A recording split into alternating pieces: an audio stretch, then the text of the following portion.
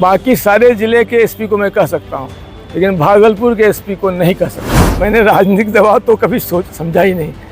और यदि पूछना हो तो आप लालू जी से पूछिए, साधु यादव से पूछिए, सुभाष यादव से पूछिए। अपराधी अपराधी है, उसकी सज़ा यही है कि या तो ईश्वर से उसका मिलन हो या जेल में उसको बंद कराया जाए। तो चुनौती है कि दोनों तीनों बता दें, क्या कभी उनकी हिम्मत हुई कि मुझे फ़ोन करें। मेरा ये मानना है कि यदि बने भी तो उन जाबाज पुलिस पदाधिकारी जो आज काम कर रहे हैं उन पर बने। हम लोग तो पुराने पीढ़ी के हैं जो नए पीढ़ी को आशीर्वाद ही दे सकते हैं। अब हम वेब सीरीज करा के हम कोई नई बात नहीं कर सकते। मेरी सूचना तंत्र इतनी तगड़ी थी कि कहीं कोई अपराधी शहर के किसी मोहल्ले में कदम रखता था तो मेरे पास खबर आ जाती। जो बड़े अपराधी यहाँ से भागे थे, जब उनका पीछा किया गया तो स्वतः आके जेल में आत्मसमर्पण करके चले गए। उस समय किसी पर्व त्योहार में हर चौक चौराहे पर 10 की संख्या में स्वतः खड़े हो जाते थे।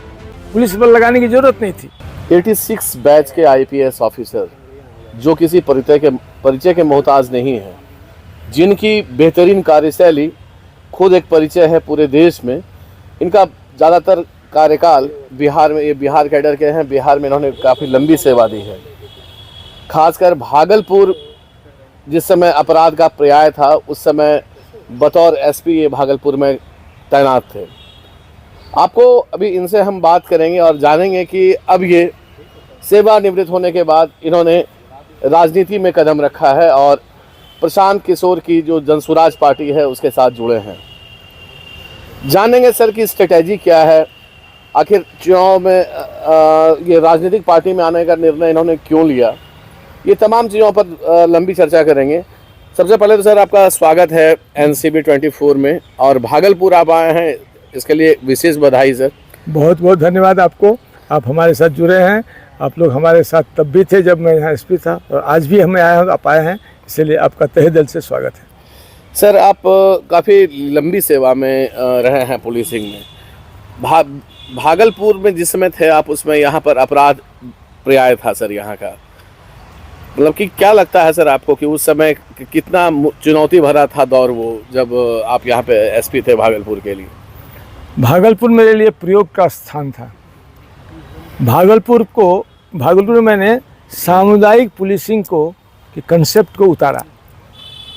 सामुदायिक पुलिसिंग का मतलब ये होता है कि जब आप आम जनता को अपने साथ जोड़ लेते हैं तो कितना भी पुलिस लगा लीजिए, यदि भागलपुर की जनसंख्या 20 लाख है तो 20 लाख लोग यदि आपसे जुड़ेंगे तो 40 लाख आँखें अपराध को खोजती रहेंगी।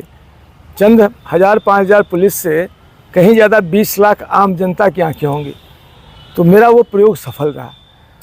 मेरे 3 साल के कार्यकाल के दौरान हमने समाज के सभी इंटेलेक्चुअल्स को, समाज के हर तबके के लोगों को अपने पुलिसिंग के साथ जोड़ा, और इसीलिए मेरी सूचना तंत्र इतनी तगड़ी थी कि कहीं कोई अपराधी शहर के किसी मोहल्ले में कदम रखता था तो मेरे पास खबर आ जाती थी।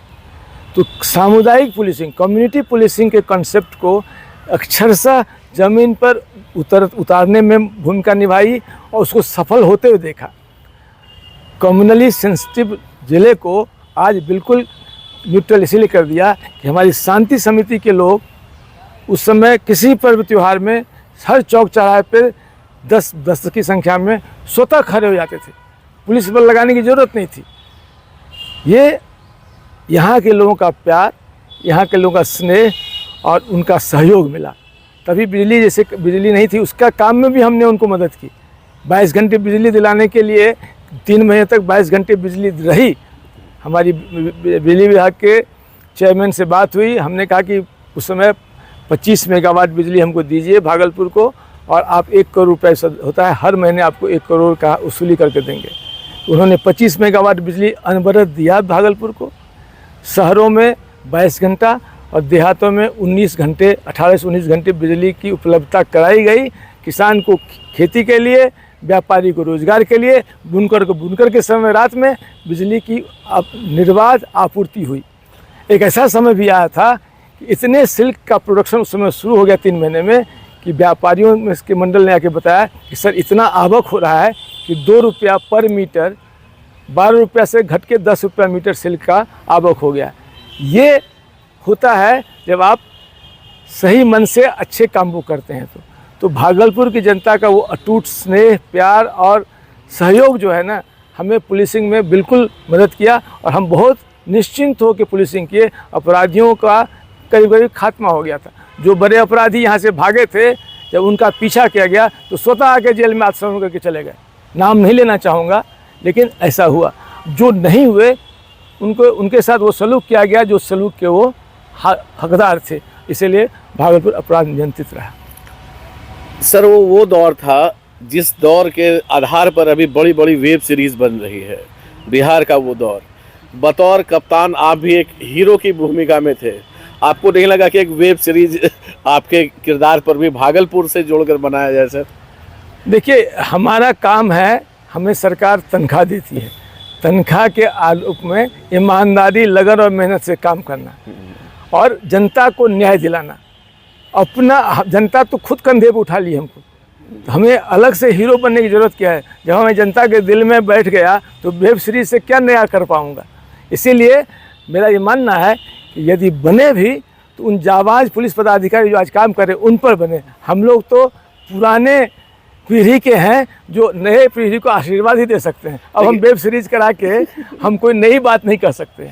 लेकिन सर उस समय की जो पुलिसिंग थी वो काफ़ी चुनौती भरी थी, क्योंकि बहुत पॉलिटिकल प्रेशर्स भी हुआ करता था पुलिस पदाधिकारी पर सरकार का, क्योंकि लगभग जो बड़े अपराधी थे वो राजनीतिक संरक्षण में थे।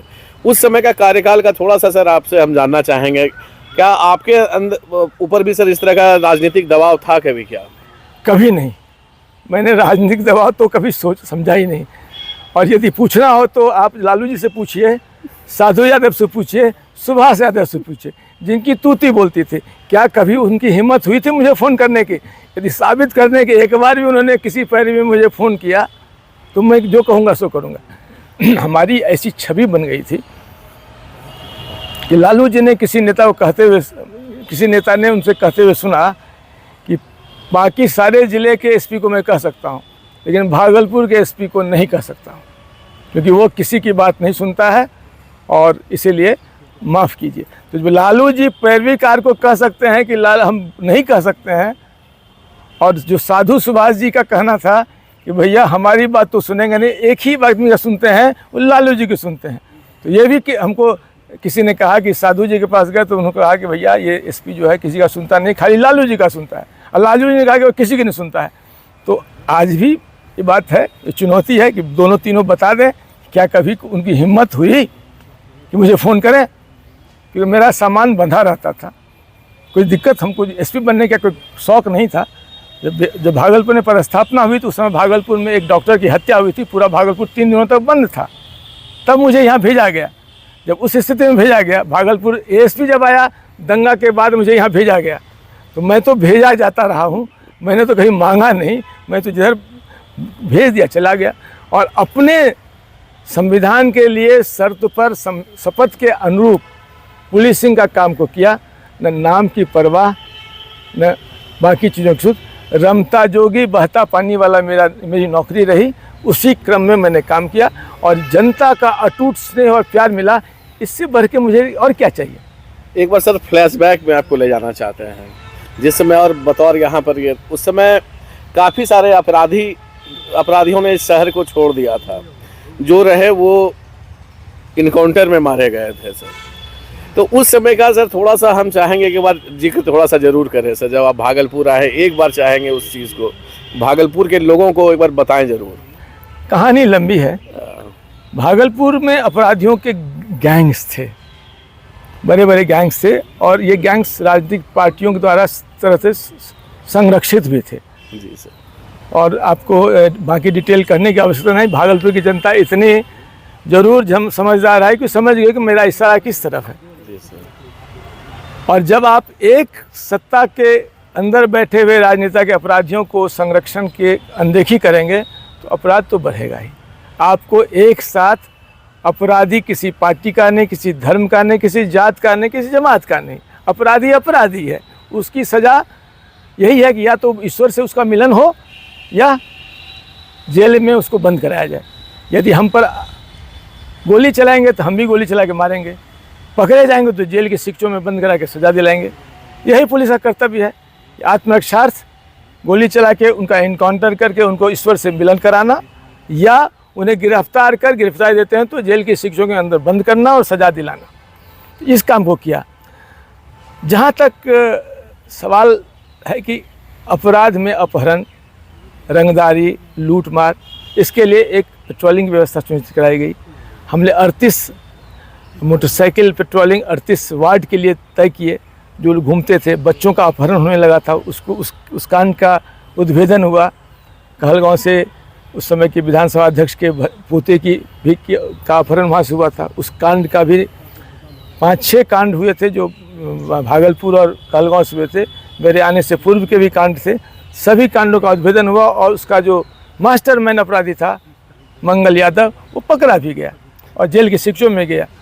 तो इस तरह से जनता के सहयोग से रमन पटेल साहब की का जो अपहरण करके अपराधी लेकर भागा, तो हमारी जो व्यवस्था थी उस व्यवस्था के हमारे जाल में फंसे और पूरे के पूरे 5 अपराधी इनकाउंटर के शिकार हुए और रमन पटेल सुरक्षित बचा लिए गए, अपहरण से उनको मुक्त करा लिया। ये सारी चीज़ें हमारे कार्यकाल में हुई है। कहानी बहुत लंबी है, घंटों लगेगा, और कब मैं किताब लिखूंगा तो उसमें सारी बातें लिखूंगा। प्रशांत किशोर का सर वो कौन सा चीज़ बेहतर लगा आपको कि जो कि आपको जनसुराज में आने पर जिसने विवश कर दिया? प्रशांत किशोर की सोच स्पष्ट है, बिहार के प्रति नज़रिया बिल्कुल साफ है। दूसरी चीज़, उनके साथ एक प्रोफेशनल टीम है जो रणनीति में माहिर हैं। देश के ऐसे रणनीतिकार हैं, इनका कोई जोर नहीं है, बेजोर आदमी है, कोई सानी नहीं है। तीसरी चीज़ है कि इनके पास मित्रों की बहुत बड़ी अकूत संख्या है, जो जब चाहेंगे वो सर कटाने को तैयार है, तन मन धन से इनकी मदद करने को तैयार है। और बिहार की सोच है इनके पास, बिहार के विकास की सोच है। तो जिस व्यक्ति के पास जो कहते हैं वो करते हैं, तो जो व्यक्ति मेधावी हो, जो व्यक्ति प्रोफेशनल टीम के साथ चलता हो, जिसके पास मित्रों की इतनी जमात है कि कुछ भी पैसे चाहिए तो उसको सोचना नहीं है, पैसा बरसेगा, जो काम चाहेंगे तुरंत होगा, देने वाले तैयार से दे रहे हैं। और बिहार की स्पष्ट सोच है। बिहार के लिए मेरी भी सोच अच्छी थी, लेकिन यदि ऐसे व्यक्ति के साथ सहयोग करेंगे तो 1 और 1 11 होते हैं। हम 1 और 1 11 के नियत पर काम कर रहे हैं। उनके पास ये सारी चीज़ है, मेरे पास बिहार का अनुभव है, बिहार का प्रशासनिक अनुभव है, अपनी एक ईमानदार और मेहनत करने की छवि है। हम दोनों को जोड़ के जनसुराज की चीज़ों को आगे बढ़ाने का संकल्प लिया है। सर एक चीज़ बताइए, जनसुराज में आपकी भूमिका क्या है? किस भूमिका के तहत भागलपुर आए हैं सर? जनसुराज में मेरी भूमिका एक आम कार्यकर्ता की है। प्रशांत किशोर जी भी आम कार्यकर्ता की तरह है। हम दोनों को किसी पद की लालसा नहीं है। हम लोगों ने सही लोग, समाज के लोगों को ला के जमा कर दिया प्लेटफॉर्म पे। अब उनको कहते हैं आप पार्टी चलाइए, आप संगठन को चलाइए, आप सत्ता में आइए, सरकार चलाइए, लेकिन सिद्धांत गांधी और अम्बेडकर के सिद्धांत को मानते हुए चलाइए। हमारे साथ थे 86 बैच के एक बहुत ही बेहतरीन IPS राकेश कुमार मिश्रा जी। इन्होंने अब जनसुराज का दामन थामा है और अब ये जनसुराज के एक युद्ध में बतौर योद्धा शामिल हुए हैं। इनसे बात कर बहुत अच्छा लगा और अब जनता तक ये चीज़ को हम पहुंचाएंगे। जनता भी तय करे कि इनका जो एक सोच है, उस सोच के तहत वो जाएंगे